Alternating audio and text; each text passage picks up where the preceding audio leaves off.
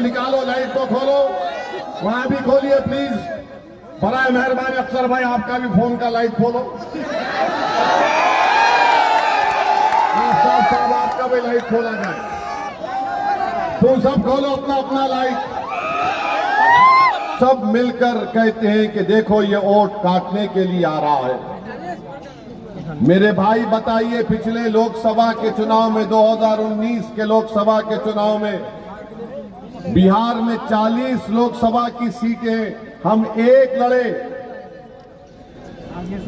तब भी नहीं कामयाब हुए और मां बाकी तमाम सीट पर एनडीए बीजेपी नीतीश कुमार जीत गए।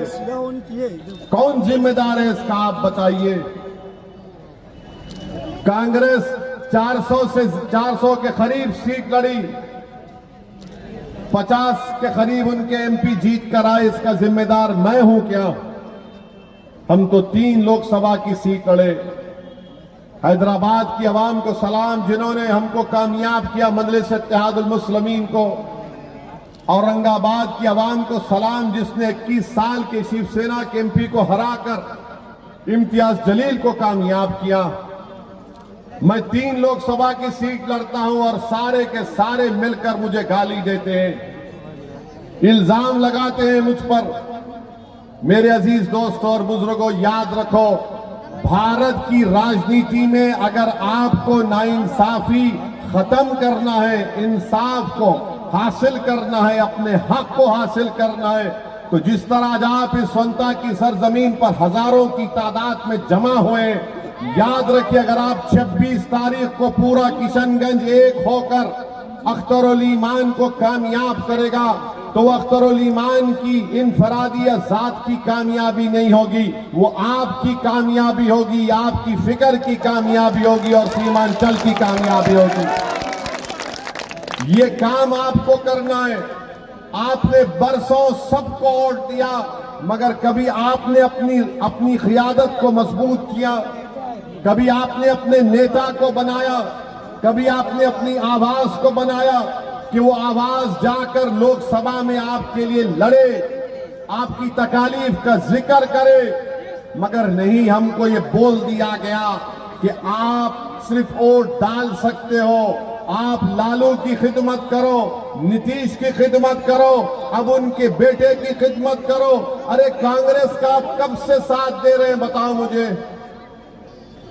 जब से मुल्क आजाद हुआ, जब से तो हम कांग्रेस का साथ दे रहे हैं, क्या मिला बताओ। अगर कांग्रेस इंसाफ करती तो क्या सच्चर कमेटी के रिपोर्ट झूठी होती? अगर कांग्रेस इंसाफ करती तो हम बाबरी मस्जिद नहीं खोते। याद रखो, जीबी पंत मुख्यमंत्री थे 1949 में, जब बाबरी मस्जिद के अंदर घुसकर उसकी बेहुरमती की गई, ताले खोले गए, तो कौन मुख्यमंत्री थे, प्रधानमंत्री थे, बताओ। मेरे अजीज दोस्तों और बुजुर्गों, फसादात हुए, भागलपुर का फसाद हुआ। अगर भागलपुर के उस गोभी के खेतों को अल्लाह जबान देगा, तो सुनता की सरजमीन पर आज खड़े होने वाले लोगों से कहेगा कि सुनो, हमको काट कर दफना दिया गया और हमारी लाशों के ऊपर गोभी को गा दिया गया। किसकी सरकार थी? जब मेरी थी, मैं मुख्यमंत्री था। आज आपको बता रहा हूं कि आज अगर ये समझ रहे हैं कि ये अंधेरा खत्म हो जाएगा फिरका परस्ती का, नहीं मेरे भाई, ये रात बड़ी लंबी रहने वाली है। ये रात बड़ी लंबी रहने वाली है। अगर मैं तुम्हारे सामने झूठ बोलकर चला जाऊंगा तो बड़ी ही नाइंसाफी होगी। इस रात को अगर हमको खत्म करना है, इस अंधेरे में अगर उजाला करना है, एक ही चीज कर सकती है पूरे भारत में। मैं पूरे भारत के मुस्लिम अक़लियत की बात कर रहा हूं। अगर तुम इस फिरका परस्ती के अंधेरे में रोशनी चाहते हो, अगर तुम ये मुस्लिम नफरत को खत्म करना चाहते हो, अगर तुम अपनी इबादत गाहों की हिफाजत करना चाहते हो, अगर तुम सामाजिक न्याय चाहते हो, तो याद रखो, कोई पार्टी नहीं करेगी। तुमको शमा जलाना पड़ेगा और वो शमा तुमको अपने खून पसीने से जलाना पड़ेगा और इत्तेहाद की निशानी पर अगर तुम शमा जलाओगे ये अंधेरा छटना शुरू हो जाएगा। वरना याद रखो ये चुनाव हो जाएगा, फिर अखलाक मारा जाएगा, फिर पीलू खान मारा जाएगा, फिर जुनैद और नसीर को जिंदा जला दिया जाएगा, फिर बुलडोजर से घर तोड़ा जाएगा, फिर कोई जुलूस में निकलकर मदरसे को जला देगा। अगर तुम सियासी ताकत बनोगे, इत्तेहाद पैदा करोगे, अपनी क़ियादत को बनाओगे तो ये अंधेरा खत्म होगा। ये अंधेरा उसी वक्त खत्म होगा मेरे इज्जतदार माँ और बहनों। मैं आपको पूरी जिम्मेदारी के साथ आपके सामने अर्ज कर रहा हूं, वरना यही हम किसी के पैर का फुटबॉल बने हैं, कभी कांग्रेस तो कभी राजद तो कभी नीतीश कुमार। अरे बताओ फिर हमारी तकालीफ, हमारे हुकूक का कैसे हो हासिल होंगे। मेरे अजीज दोस्तों और बुजुर्गों, मैं कल नरेंद्र मोदी का भाषण सुना और भाषण में नरेंद्र मोदी ने धमकी दी भारत के मुसलमानों को। क्या कहा भारत के प्रधानमंत्री ने कि हम बच्चे ज्यादा पैदा करते हैं, हम घुसपैठी हैं। नरेंद्र मोदी ने कहा कि दौलत लेकर हमको बांट दी जाएगी। मोदी ने कहा हमारे हिंदू बहनों को, मोदी ने झूठ कहा कि तुम्हारा मंगलसूत्र छीन लिया जाएगा। नरेंद्र मोदी तुम दुनिया के सबसे बड़े झूठे हो। तुम जब चीफ मिनिस्टर थे गुजरात के तो बिल्किस बानो की असमत रेजी किसने की? नरेंद्र मोदी बताओ। हमारी बेटी बिल्किस बानो हामिला है, 3 साल की बेटी उसके साथ है, उसकी मां है, रिश्तेदार है। घर के पड़ोसियों ने बिल्किस बानो की इज्जत लूटी। बिल्किस बानो अपने घर के पड़ोस में जो दुकान थी उस दुकान से बिल्किस बानो ने चूड़ियां खरीदी। जिसने हमारी बेटी को चूड़ियां बेचा उसने बिल्किस बानो की असमत रेजी की, 3 साल की बेटी को कत्ल कर दिया। अरे नरेंद्र मोदी बताओ किसकी दौलत लूटी गई? मेरी बेटी की, मेरी बहन की दौलत लूटी गई थी। आप मुख्यमंत्री थे, उसको इंसाफ गुजरात में नहीं महाराष्ट्र में मिला, जेल को गए ये जालिम लोग और नरेंद्र मोदी की सरकार ने उनको रिमिशन पर छोड़ दिया। बताओ नरेंद्र मोदी किसकी दौलत छीनी गई थी? किसकी दौलत छीनी गई थी? एहसान जाफरी को जिंदा काट कर जला दिया गया। नरेंद्र मोदी आप भूल गए, यही एहसान जाफरी ने आपको कई फोन किए थे, साबिका रुकने पार्लिमान, मगर एहसान जाफरी को जिंदा जला दिया गया। आज भी उसकी बेवा जकिया जाफरी इंसाफ के लिए पुकारती है, कोई पूछने वाला नहीं है।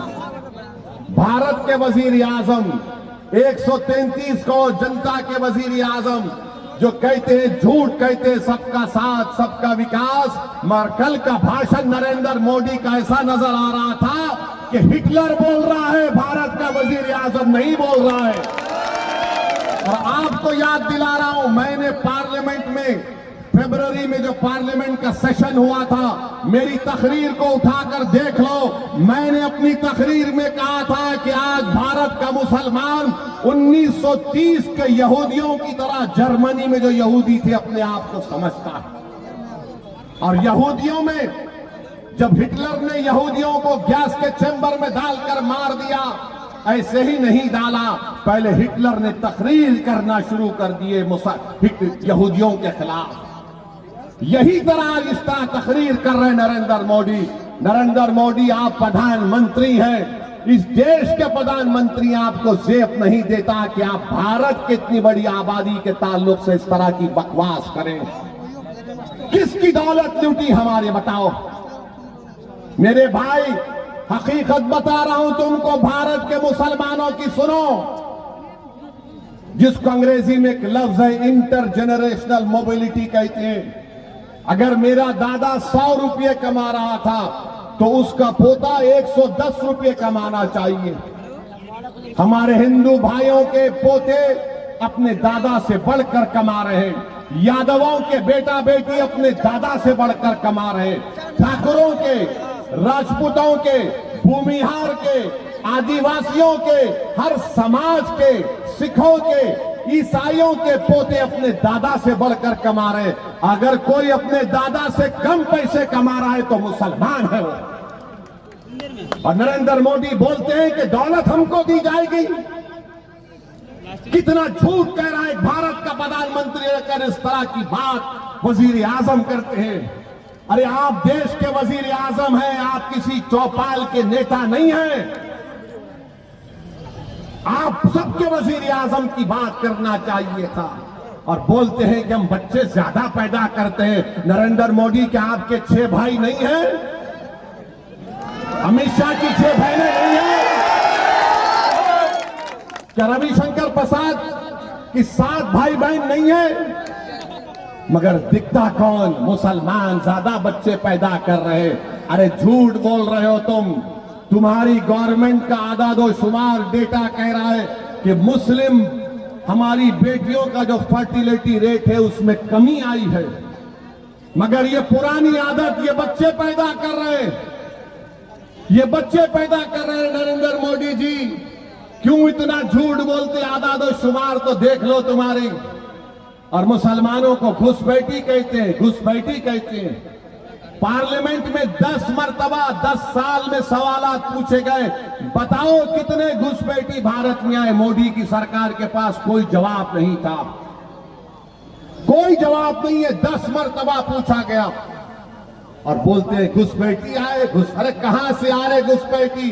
अरे घुसपैठी आ रहे तो मोदी तुम क्या चाय पीकर सो रहे थे? रोकना था उनको। नरेंद्र मोदी जी सुनो, घुसपैठी कहां पर है मैं तुमको बताता हूं। लद्दाख में 2000 स्क्वायर किलोमीटर पर चाइना की फौज भारत की जमीन पर कब्जा करके बैठी है। अरे मोदी तुम में दम है तो बोलो चाइना के खिलाफ। तुम कमजोरों को बदनाम करते हो, मुसलमानों को घुसपैठी कहते हो। अरे मोदी अगर ताकत है तो बोलो चीन कब्जा करके बैठा है। नहीं बोलेंगे चीन के खिलाफ, चाइना के खिलाफ बोलेंगे तो इनके पेट में दर्द शुरू हो जाएगा।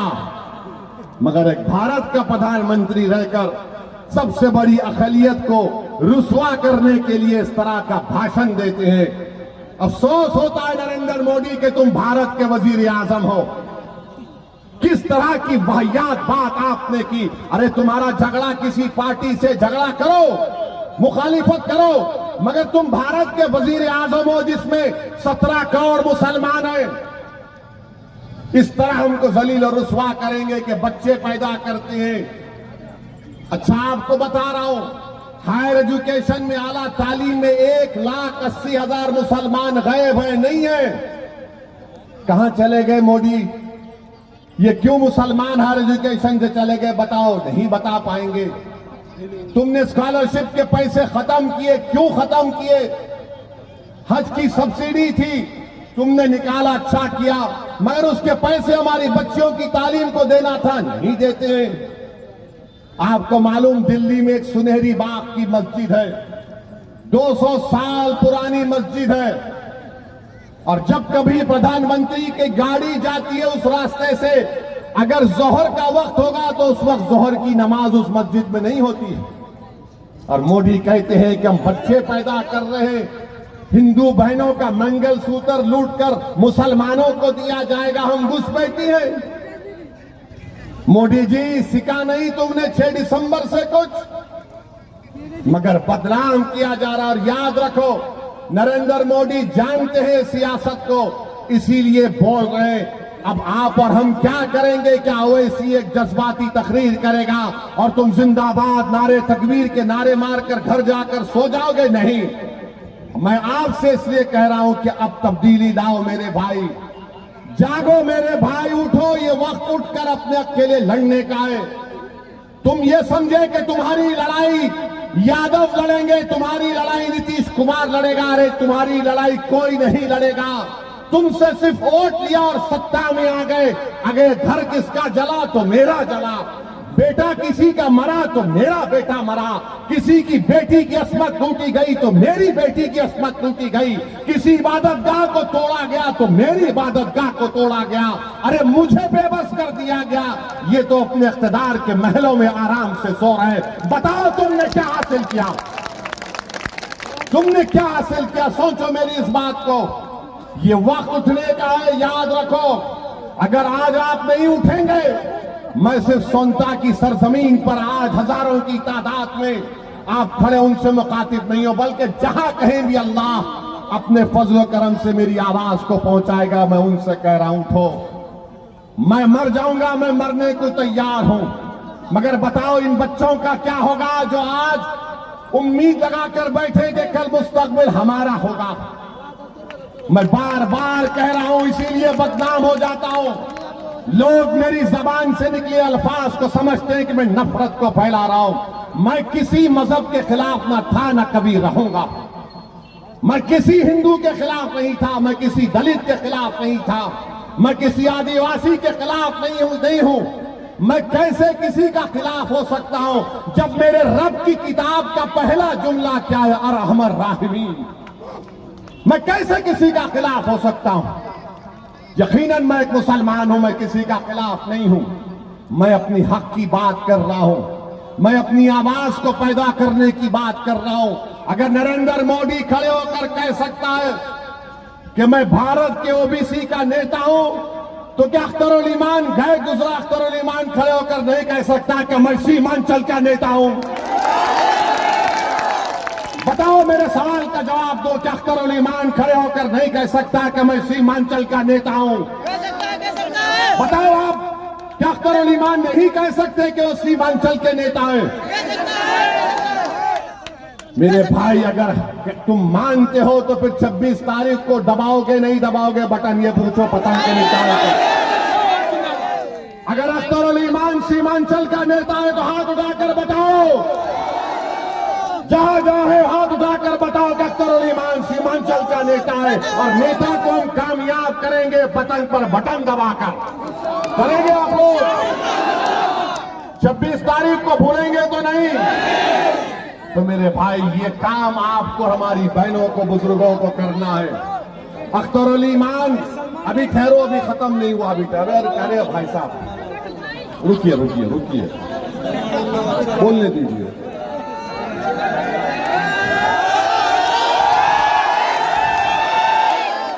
हम आपको ये बता रहे हैं, इसलिए बता रहे हैं कि याद रखिए। एक मिनट, हम आपको इसलिए बता रहे हैं कि भारत की पार्लियामेंट में मैं इम्तियाज जलील, दो लोग रह गए मेरे भाई।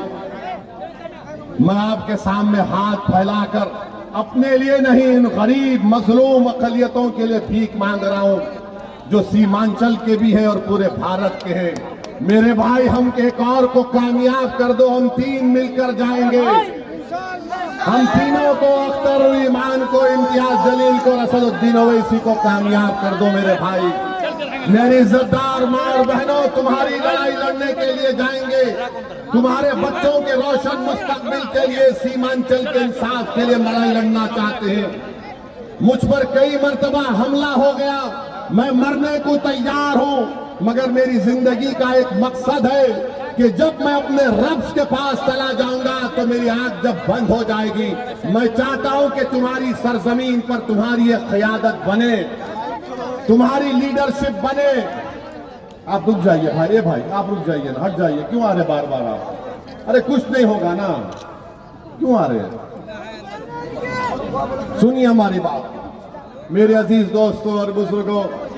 अब आप सुनिए, आपका जो यहां पर कांग्रेस के एमपी साहब हैं, वो कहते हैं कि वो 5 साल में 1.5 लाख किलोमीटर चले।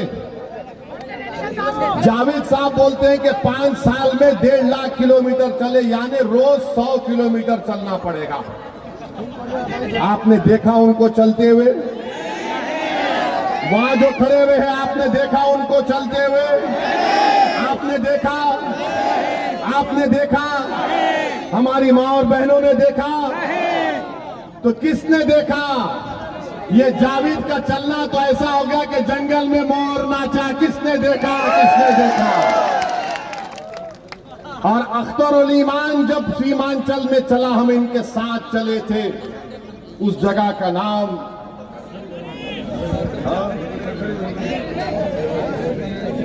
खरखरी भरभरी घाट में मैं और अख्तर उल ईमान चले। हम नदी में उतरे, 15 मिनट चले हम, सिर्फ 15 मिनट। कितनी देर चले हम? 15 मिनट चले तो तेजस्वी को डर लगने लगा, नीतीश को डर लगने लगा। हम 15 मिनट चले तो उस पर कितने करोड़ का ब्रिज आ गया, 67 करोड़ का ब्रिज आ गया। वहां पर अब तामीर शुरू हो रही है। अमूर में 200 करोड़ का ब्रिज आ गया। जावेद साहब, जब मर्द मोमिन चलता है ना तो ताकत इक़्तिदार की कुर्सियों पर बैठने वालों की।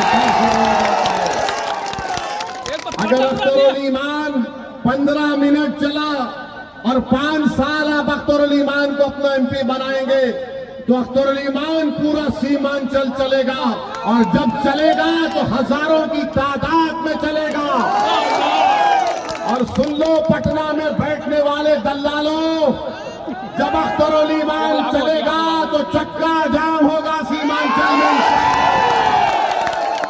एक टाइम आएगा इन करीब में कि चक्का जाम होगा, पूरा सीमांचल बंद होगा, क्योंकि अब सीमांचल की नाइंसाफी को बर्दाश्त नहीं किया जा सकता। सीमांचल में बसने वाले शेरशाहवादी भी है, सुरजापुरी भी है, कुलैया भी है, पश्चिमा भी है, दलित भी है, आदिवासी भी है, हमारे हिंदू भाई बहन है। इनका क्या होगा बताओ, इनका क्या मुस्तकबिल है? आपने जावेद को एमपी बनाया और जावेद कह रहे हैं कि मैं 1.5 लाख किलोमीटर चला। जावेद साहब, आपका कंपटीशन नरेंद्र मोदी से झूठ बोलने में सीमांचल की जनता आपको बर्दाश्त नहीं करेगी इंशाअल्लाह ताला। तीसरी और आखिरी बात, नीतीश कुमार के बारे में हमने यही कहा था, आपसे याद होगा आपको, इसी सोनता की जमीन में हमने कहा था कि नीतीश किसी का नहीं हो सकता, वो दोबारा बीजेपी में जाएगा। याद है आपको? किसी ने सोचा होगा कि ओवैसी जज्बात में तकरीर कर रहा है, नीतीश कुमार फिर से बीजेपी में चले गए। आज बिहार को नीतीश कुमार ने आरएसएस के हवाले कर दिया। हम चंद सीट पर लड़ते हैं तो हम बी टीम, मगर जो लोग नीतीश कुमार के साथ सत्ता में आकर बिहार को आरएसएस के हवाले करते, उनको कोई कुछ नहीं बोलता। मेरे भाई बताओ, ये कौन सा इंसाफ है? डिप्टी चीफ मिनिस्टर मैं था या अख्तर उल ईमान थे, आज बीजेपी का डिप्टी चीफ मिनिस्टर है। बताओ, तुमने हमारे वोट लेकर तुमने धोखा दिया नहीं दिया? बताओ मेरे अजीज दोस्तों और बुजुर्गों, ये जो हमारे मास्टर साहब हैं, इनके मास्टर नरेंद्र मोदी है,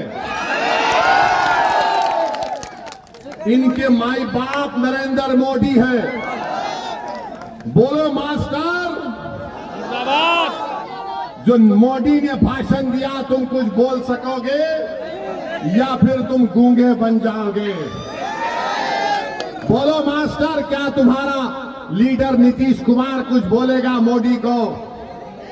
मेरे भाई, अगर आप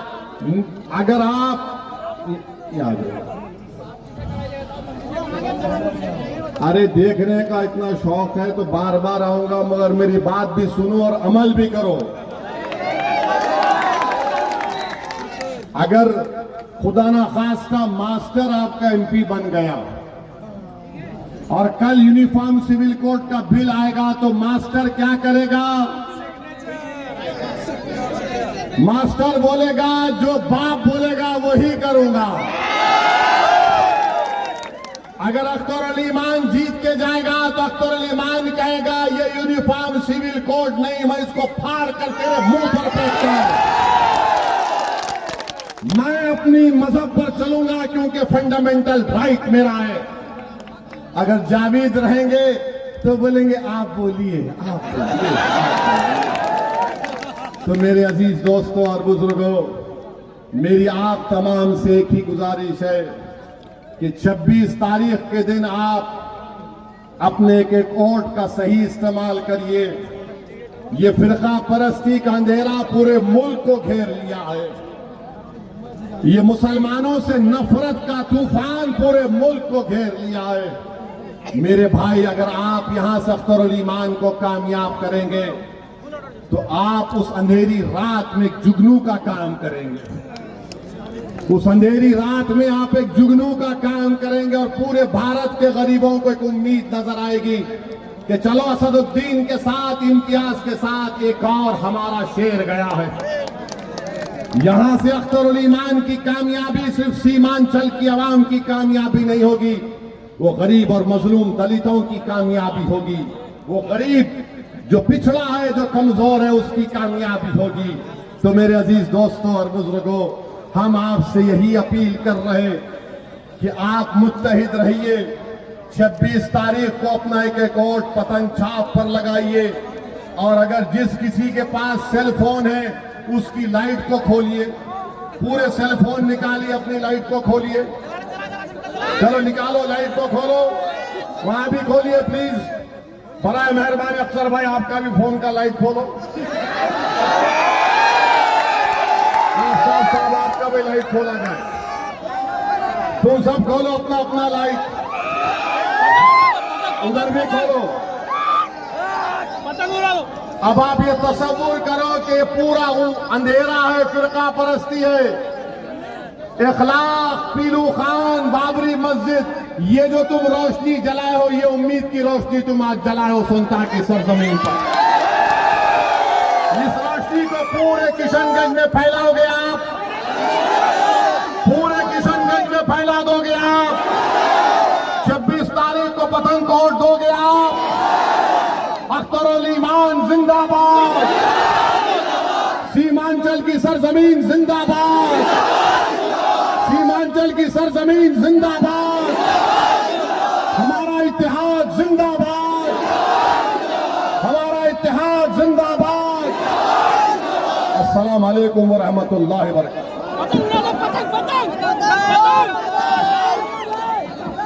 बहुत बहुत शुक्रिया। बड़े ही एहतराम से मैं सभी भाइयों का शुक्रिया अदा कर रहा हूँ कि आप लोगों ने